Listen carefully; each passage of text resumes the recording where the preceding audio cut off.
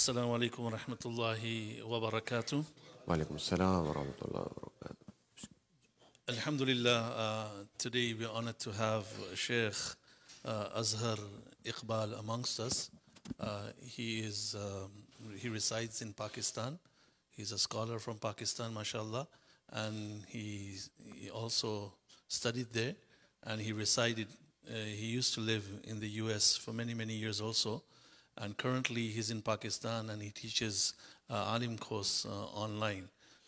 Mashallah, he's on a Canada tour. So it's an honor to have him today. Inshallah, he's going to deliver bayan and khutbah and lead Salat al-Jumu'ah, inshallah. So I request all of you to please listen to him attentively and benefit from his talks, inshallah. So, Bismillah.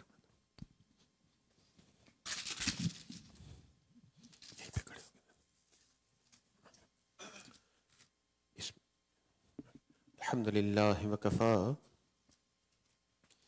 الحمد لله وكفى وسلام على عباده الذين اصطفى أما بعد أعوذ بالله من الشيطان الرجيم بسم الله الرحمن الرحيم قد أفلح من زكاها وقد خاب من دساها سبحان ربك رب العزة عما يصفون والسلام على المرسلين والحمد لله رب العالمين اللهم صل على سيدنا محمد وعلى آل سيدنا محمد وبارك وسلم اللهم صل على سيدنا محمد وعلى آل سيدنا محمد وبارك وسلم اللهم صل على سيدنا محمد وعلى آل سيدنا Muhammadin wa barik wa sallim. Allah subhanahu wa ta'ala says in the Quran, قَدْ أَفْلَحَ مَنْ زَكَّاهَا. That successful is the one who purifies his soul, who purifies his desires. So Allah says in the Quran that the one who purifies his desires is the one who's successful. Inside the soul of a human, there are good things and there are bad things. The desires of humans are such that they desire good things as well, and they desire bad things as well. And Allah says in the Quran, قَدْ أَفْلَحَ مَنْ زَكَّاهَا. Successful is the one who purifies his desires. So a person has good desires inside of him. All of us, we have some good desires. If a person says that I want to pray 5 times a day, it is a good desire and it is present in humans. If somebody says that I want to do service of my parents, I want to be good to my parents, it is a good desire. Again, it is something which is inside of humans. If somebody says that I want to do good for the humanity, again it is a good desire and it is present in humans.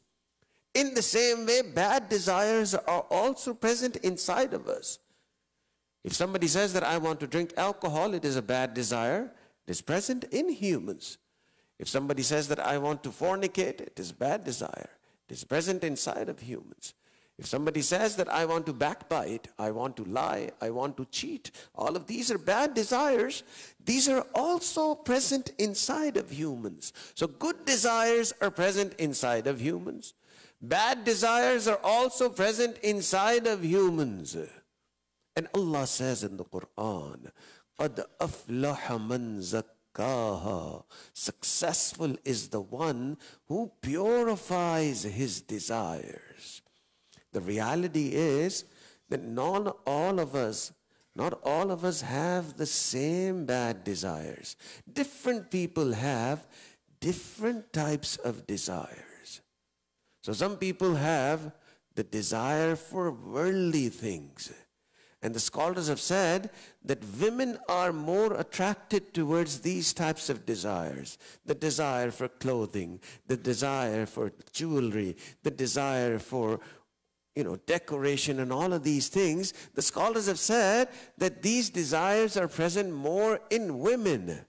So some people have this desire for the worldly things, and their attention is more geared towards these worldly things. Some people have desire for sexual things, And the scholars have said that men have this desire more. That is why they cannot control their eyes.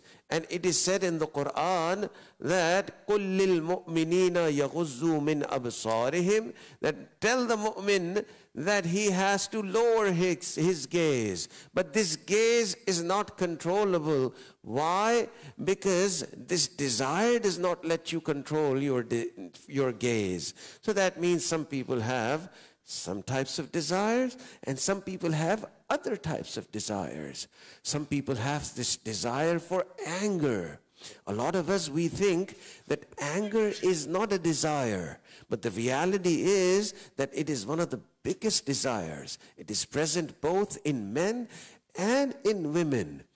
And the reality is that maybe we don't consider this as a big desire. And why we say that we don't consider this as a big desire? Because all the other sins that we do, we tend to hide them from people. But this anger, if somebody even knows that, okay, I was angry for some time on such and such a thing, we don't think that it is a matter of big concern.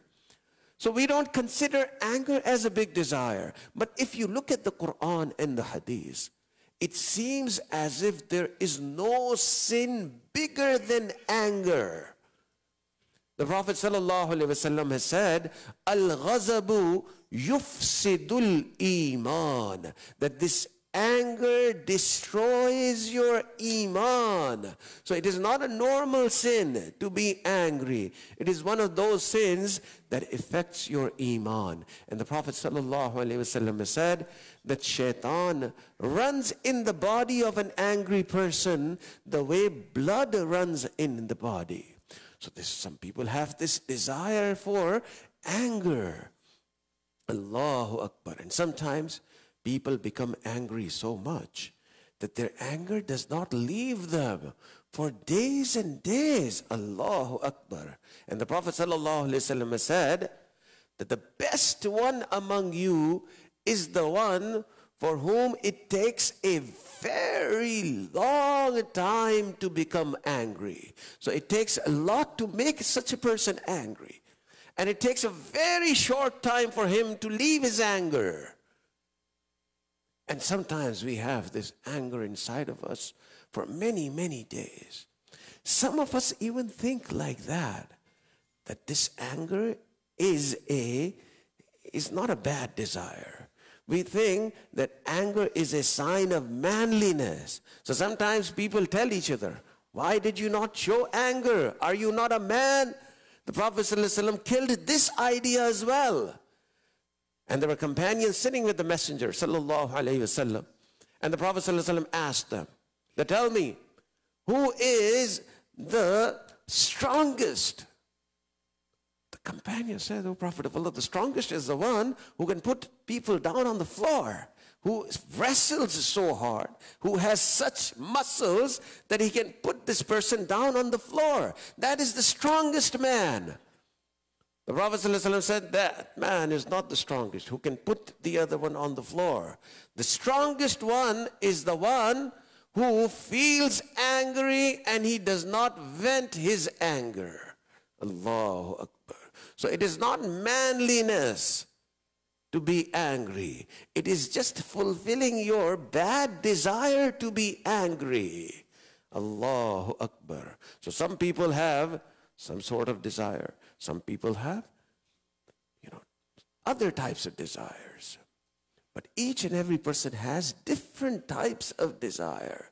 So some people have this desire for worldly things, objects of the world. Some people have this desire for not lowering their gaze. Some people have this desire to be angry.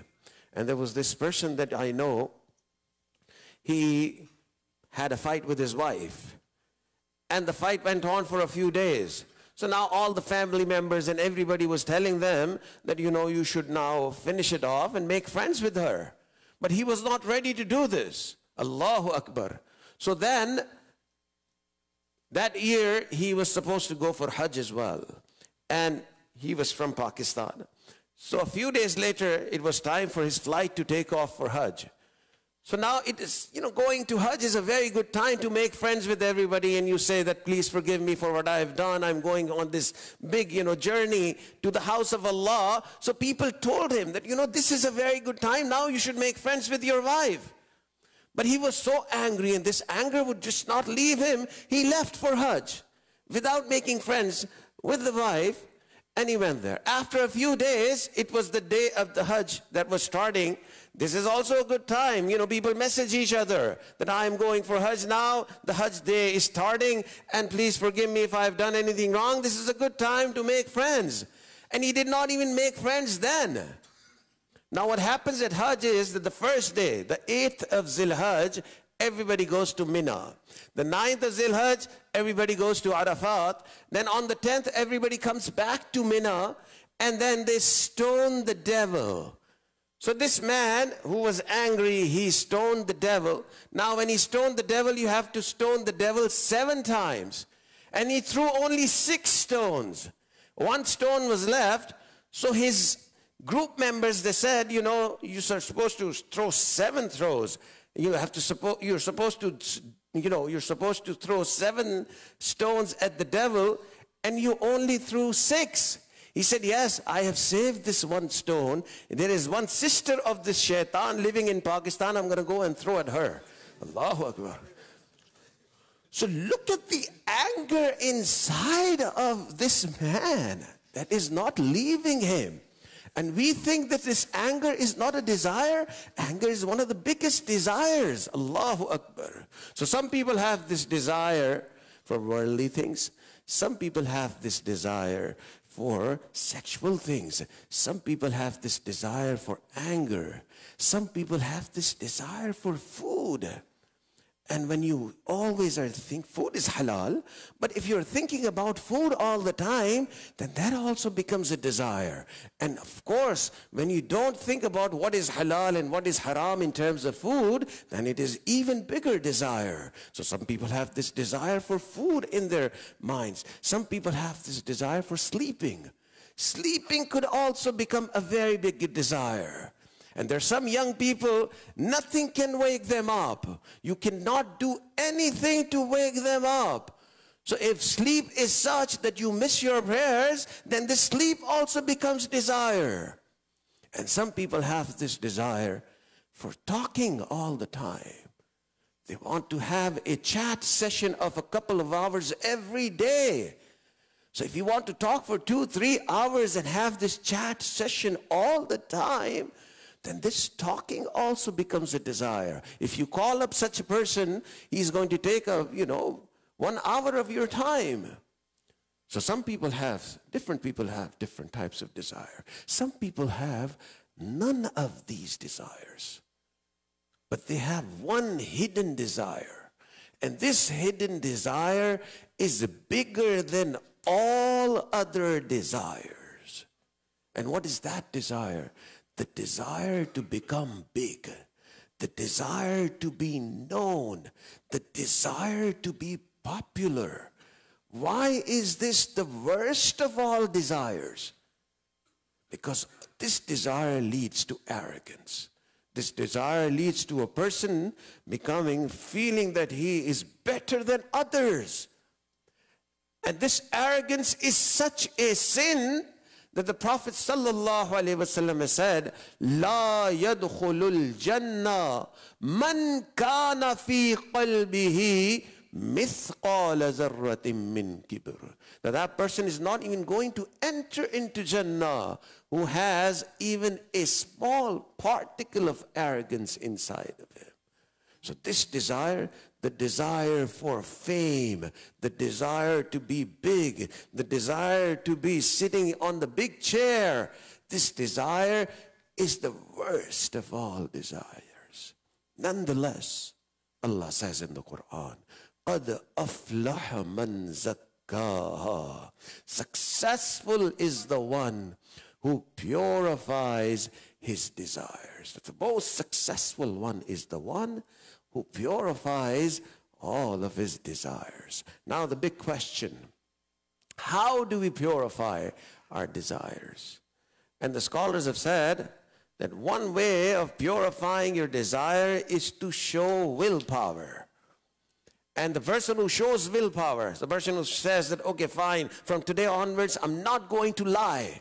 From today onwards, I will wake up for Fajr prayers. From today onwards, I will pray all my prayers in the masjid. A person who shows this type of willpower has been praised in the hadith of the Messenger sallallahu alaihi wasallam. The Prophet sallallahu alaihi wasallam has said, Al-mujahidu man jahada nafsahu fi ta'atillah. That the one who shows willpower, he is like a mujahid, that he's gone against his desires to obey Allah. So the person who shows willpower, this is one way of purifying the desires. But sometimes it becomes difficult. And a lot of people complain that I don't have the willpower to leave sins, to leave all these bad desires that I have. So is there an easier way of purifying the desires? So there's another way of purifying this desire, and that is the remembrance of Allah. The Prophet ﷺ has said, Zikrullahi shifa'ul qulub. That the remembrance of Allah is a cure for the heart, is the cure for the desires of this heart. And all of us sitting here, we probably know a person, or even more than one person, who was ready to commit the biggest of sins. But he came towards the remembrance of Allah. He started coming to the masjid. He started praying, or he started remembering Allah in some form or shape. And that same person who used to commit the biggest of sins, he says that, no, I don't want to commit these sins anymore. Nobody's forcing him. But how he's saying this, that he doesn't want to commit those sins anymore. He's saying this because the zikr of Allah, the remembrance of Allah, has cured his heart. That is why a lot of scholars said that the remembrance of Allah is like magic. It changes the heart. So there's a narration in one of the books of the scholars that there was this one king who made a very big masjid. And he was a pious man, that king, and his children were also very pious. And the daughter said to the father, the king, that, oh my dear father, I want to be the first one to worship in that masjid. So the father became very happy that, look at my daughter, she is so pious that I have made this big masjid. She wants to be the first one to worship inside the masjid. So the masjid was about to be completed. The king, he sent a message to the person who was supervising the construction, that my daughter is going to come. She's going to pray a few rakats in the masjid. Then she is going to leave because she wants to be the first one to worship in the masjid. So the supervisor, he said, okay, fine, I will send everybody out so that the princess can come and she can pray. So the princess came and everybody left. While she was praying, the last young man who was inside working, he left. But when he left, she had started her prayers. So when he left, he looked at her and he saw her and he thought that she is very beautiful. So he fell in love with her. And when he came out, he was all in love with her and he could not think of anything else. And she was on his mind so much that he left for home and he didn't work that day. And then the next day he didn't go to work and he was not eating. Then the mother asked him that, my son, what has happened to you? Why are you not eating? Why did you not go to work? We are poor people. If you don't go to work, how will we eat? And he said that, the king's daughter came to the masjid. She was praying. I looked at her and I am in love with her. If I don't get her, then I don't want anything from this life. So mother said, are you crazy? She is the king's daughter. We are like the poorest in the society. There's no way you can get her. He said, if I cannot get her, then I don't want to live in this world. The mother said, he is crazy. And then a couple of days more passed, Allahu Akbar. And he really did not eat and he did not go to work. Now 3-4 days has passed and this man has not eaten anything. The mother was, after all, the mother. So she said that, okay, let me just go to the king and ask his daughter's hand in marriage. And when the king is going to say no, then I'm going to tell my son that, the king has refused. Now you go back to normal life.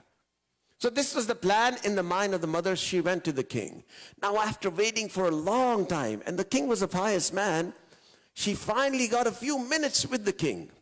And she said to the king that, look, my son, he saw your daughter praying in the masjid, and he is so much in love with her that for the last 4 days he hasn't eaten anything. He doesn't go to work, and he says that he wants to get married to your daughter. Now I know that there's no way he can get married to your daughter. But what I want is that you refuse this proposal so that I can go back to my son and tell him that the king has rejected your proposal. There's no way now you can get married to her, so now you go back to your normal life. And to her surprise, the king said that, I don't want a very rich man for my daughter. I want a pious young man for my daughter. So this masjid that I have made, if he can pray in that masjid for 40 nights, if he can stay up 40 nights in the masjid worshiping Allah, in my eyes he is a pious man. And I can give my daughter's hand in his marriage. The mother was so happy. Allahu Akbar. She said, 40 nights is nothing. He's ready to pray 4,000 nights in the masjid. So she came back to the house and she said to the son that the king has agreed. You now can get married to the king's daughter. The only condition is that you will have to pray in the masjid for 40 nights. He said, okay, 40 nights is nothing. I can do anything for her. And I will be very truthful about praying in the masjid and worshiping in the masjid for 40 nights. So he came at Isha prayers. He prayed his Isha prayers, and then he did Nafal prayers. Then he read the Quran. He made the dua. He did tasbih. He did Nafal prayers again. And it was time for Fajr. He prayed Fajr prayers in the masjid, and then he went back. And he did the same routine the next night, the night after. 10 nights passed.